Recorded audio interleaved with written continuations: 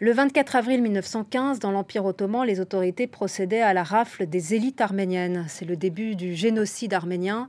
En pleine Première Guerre mondiale, face aux défaites, le gouvernement des jeunes Turcs recherche un bouc émissaire, ce sera l'Arménien.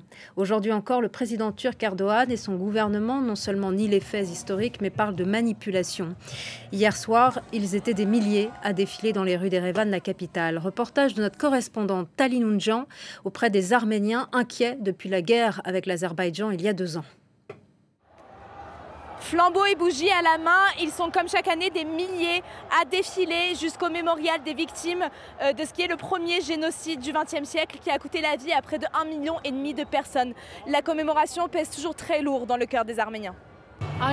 Il est temps que la Turquie reconnaisse le génocide. On peut pardonner, oui, mais il faut qu'il s'excuse d'abord. C'est une journée de lutte et de réclamation. Nous élevons notre voix pour dire que nous sommes bel et bien ici et que nous contrôlons nos terres.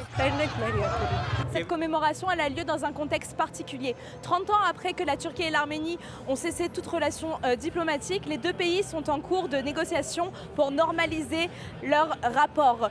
Mais pour que les discussions avancent, il faudra certainement que Yerevan renonce à ce que Ankara reconnaisse le génocide. S'ajoutent à cela des tensions au Haut-Karabakh après la défaite militaire de 2020 contre l'Azerbaïdjan. Le Premier ministre arménien Nikol Pachinian se dit prêt à lancer les préparations pour des pourparlers de paix. Une grande partie de la population craint des trop grandes concessions territoriales ainsi qu'un nettoyage ethnique dans la région. Une chose que j'ai apprise avec la dernière guerre de 44 jours, c'est qu'on ne peut pas établir de relations avec la Turquie.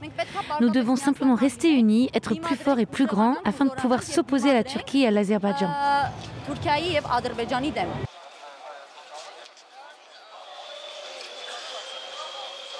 C'est presque en silence que les manifestants se sont rassemblés pour une prière autour de la flamme éternelle, afin de ne pas oublier le Metz Yerer, le grand crime comme l'appellent les Arméniens.